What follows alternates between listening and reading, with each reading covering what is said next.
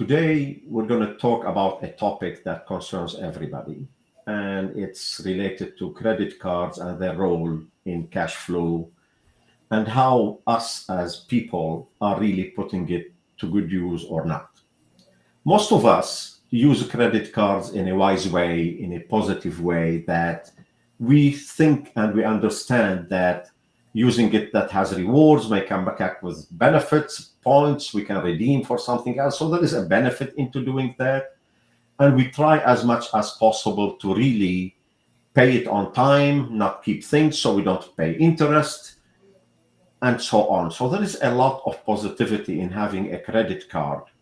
However, that's not the only way. Sometimes things go on other sides, and there are different habits that follow on credit cards that will eventually affect our cash flow and may have drastic results. To discuss that and to elaborate on that, I have invited Mr. George Caddy.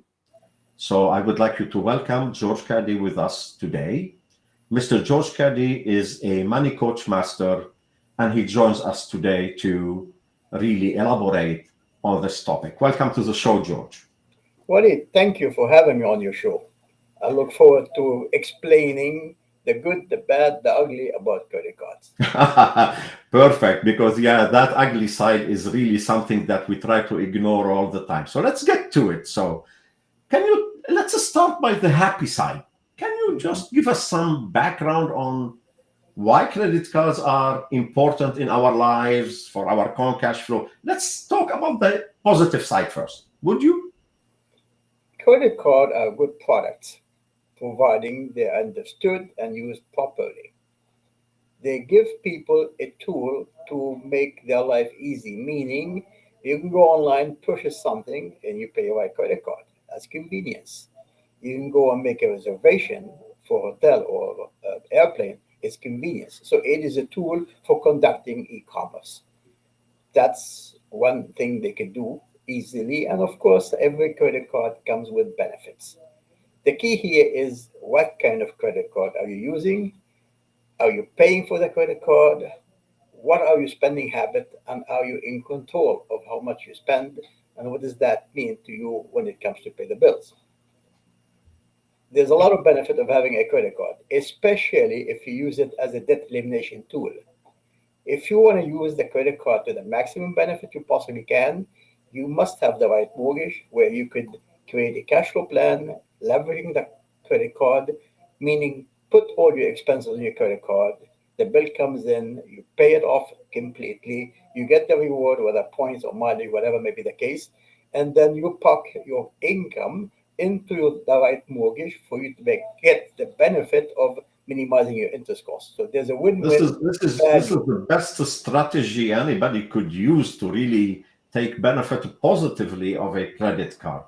Let's say that this is the best scenario possible, and everything is cool and fantastic.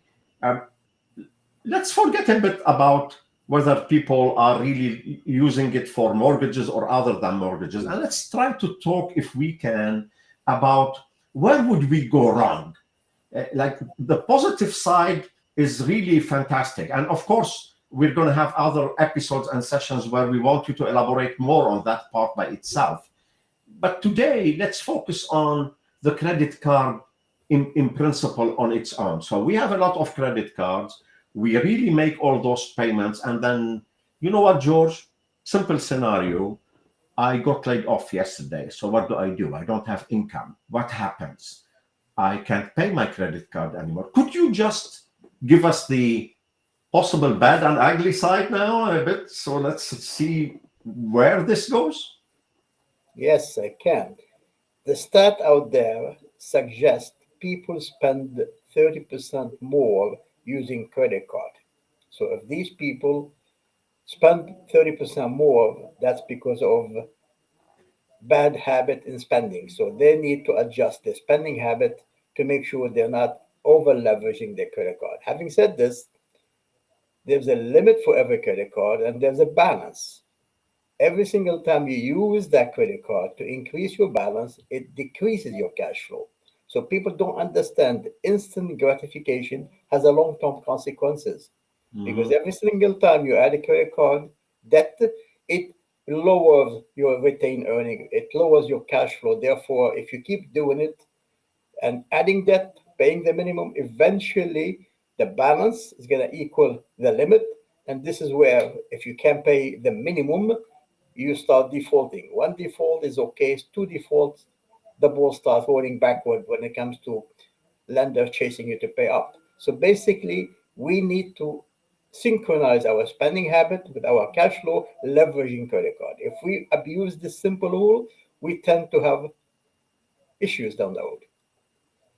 That's a very, very simple way to putting it, and showing the really the ugly side of credit cards. We don't want anybody to default on their payments. So we would like, really, you as a money coach master, you've been a lot into helping people balancing their cash flow, getting more out of their return and earnings, and be able to do much better. And we have seen you in previous episodes. We'll see you in other episodes later talking about more into that direction.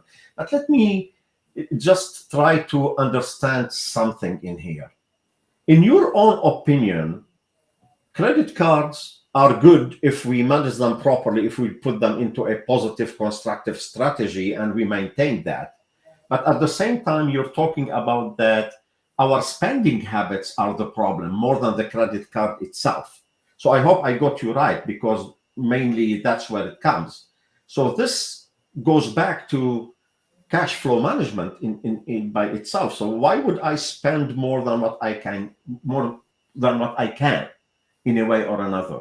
Is this something that you entertain? Is this something that people should pay attention to more than just, do I pay my minimum or more? So where do we go when it comes to cash flow in this regard? Walid, you, me, everybody on earth is born in a family, and that family has history of money. Depending on how you've been fed or witness how they manage their money, you tend to copy them. Nothing is wrong with this because some of the belief could be good, some of the belief could be not good. So anybody who's having trouble balancing things, he needs to sit down and ask himself, why am I spending this money?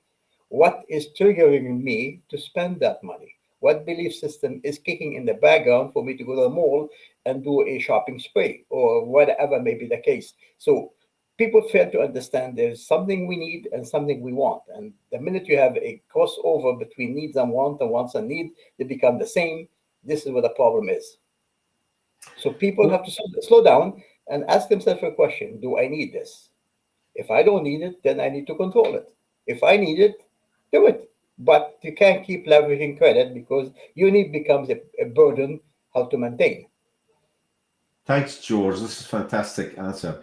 One last question before we let you go today is, we are all familiar with the term budgeting, and we look at, hey, I made a budget. Uh, I want you just to elaborate a bit. Budgets are budgets, and we talked about this in previous episode, but I would like you to highlight it again a bit in this specific program. When we talk about budgets and cash flow, where is that balance? Is there a balance? Can you talk to us again once more about why cash flow is more important than just budgeting? Well, budgeting has a bad reputation. Many people say it's too restrictive. I can't do it. They start with good intention, they drop it because they think they are not being rewarded in life. There's definitely a difference between budgeting and cash flow. Budgeting is, I say, I'm going to spend this money on this thing, where cash flow is take a holistic approach. I am managing my money from a bank perspective. This is how much money I have at the beginning of the month. This is how much money is coming in. This is how much I'm spending.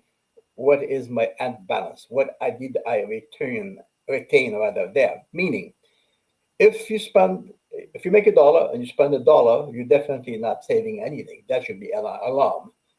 If you are starting with $500 in a month and you have a $1,500 and you're consistently doing this, then you're managing your cash flow properly.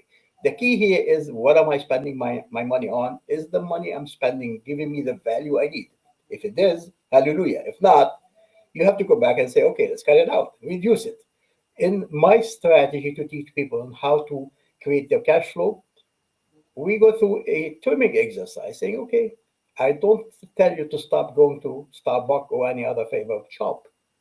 Go through it and give me a positive retained earning. Come up with some saving. If you can't do it and everything is a must, then definitely your habit are overburdening your dollars. So there's a big difference between budgeting, because budgeting breaks on you. Cash flow invite you to ask what happened. Why don't I have Perfect. this? Perfect. Then go back and revisit and adjust that specific variance. Rather than having to crash on you, you be aware it is costing me money because I just use my saving to pay off my debt, or it's reducing my cash flow, or I'm accumulating more debt. Those three questions are more inviting, more liberating to fix than I have a budget that is breaking on me. Thank you, George. This is really a fantastic elaboration on the topic. So thank you very much for being with us today and really being a part of this ongoing conversation. We look forward to seeing you sometime in the future. Just a reminder for our viewers is that credit cards are a good component, a good tool to use when it comes to